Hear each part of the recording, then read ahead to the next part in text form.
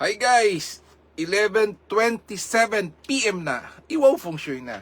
Brethren, family and friends, pong pinagpalang gabi sa inyong lahat. Ang inyo pong lingkod, Brother Norman Cruz. Ang inyo pong feng shui, Pachi, Chimen, Yijing, and date selection consultant. Kumusta po kayo? How was your Wednesday? Tomorrow, Thursday, it's the day of the metal dog. Ganun kabilis. December 12. And it's also an open officer day. According po sa Tongshu, open officer means opportunity. So, tingnan natin. Ano ba yung opportunities that's being offered po ng isang Metal Dog Open Officer Day? Tingnan natin. Okay. It says here, suitable for discussion, utility services, keeping a pet, visit a beautician, fermentation, all good for tomorrow. Avoid traveling, medical procedures, groundbreaking, gardening, buying assets. So, buti na lang po, no? Nakapag-blood chem na kanina and ang ganda po. Yung kreya ko po is almost sa iba pong standards, normal na po siya. Pero po sa standard na very strict, very close na po. So, being normal. So, but at my age daw po, that kreya is already good in numbers. Oh, thank you, Lord. No? At least, it's at least may improvement po. Thank you for that. No? At least biglaan po yun eh. Nung nakita ko pong okay naman, so we go ahead po kaninang umaga. Siyempre, may backing tayo noon. Just to make sure, di po ba, maganda yung mga results ko. Thank you, Lord. Yan. Okay, so tomorrow, avoid traveling, medical procedures, groundbreaking, gardening, and buying assets. Okay. Good for whom? Tingnan po natin. Rat's not so good. Ox is average. Tiger and rabbit is very good. Dragon not so good. Snake is average. Horse is very good. Goat is average. Monkey and rooster not so good. Dog is very good and pig is average. Yun. Now, tingnan natin. Let's do the daily chimen just in case you will be doing something tomorrow that is not suitable. At least may pangontra po tayo, no?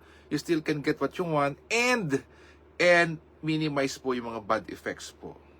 Okay, sabi dito, if you want to get healing, if you're not feeling well, if you want to, recover from bad health, talikod ka sa southeast. Now, until 10:59 tomorrow, buong araw po ito. Anything to do with finances, and the Jade Maiden watching the door, the third most auspicious structure in Chimen, talikod ka naman sa south. 4. If you want to 10x being beautiful and handsome, you're a content maker, a blogger, want to upload something in the, dito po sa ating online platform, talikod ka naman sa northwest. And the game changer and opportunities po, talikod ka naman sa east. Ooh, wow, there you have it.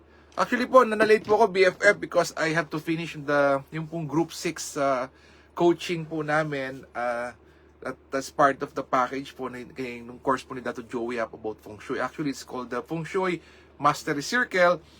And tayo po yung nag-enroll po doon. And I was reminded again, ano po nyo, ang ganda po na meron po tayong seminar po, online and abroad.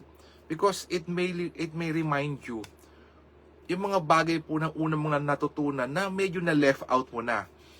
Actually, hindi ko po siya na left out, but the content po kanina sa Feng Shui is what if may accidental activation of bad energies. Number 1. It's either caused by you, yung kasama mo sa bahay, helper mo sa bahay, or from across the street. Yung activation was caused by your kapitbahay, or a construction, or di po ba, no? Or government agencies, like DPWH, all of a sudden, or local government. So, it will affect po your Feng Shui. And if it's a bad energy, yes, it will affect you. So, naituro po ulit kanina how to go about it, no po? How to reverse the bad effect using the Great Sun Formula. Wow, I was reminded again po, back in the days.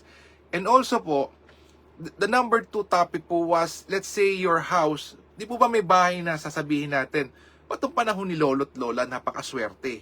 But ngayon, generation na to after 30, 40, 50 years, biglang nag-decline yung luck. Because po, ang ating pong mga domain or ang Feng Shui po is divided into 20 years called periods. Now, we are in the period of 9 na nagsimula po noong pong February 4, 2024 up to February 3, 2044. So, 20 years. Kaya number 9 na po yung reigning number.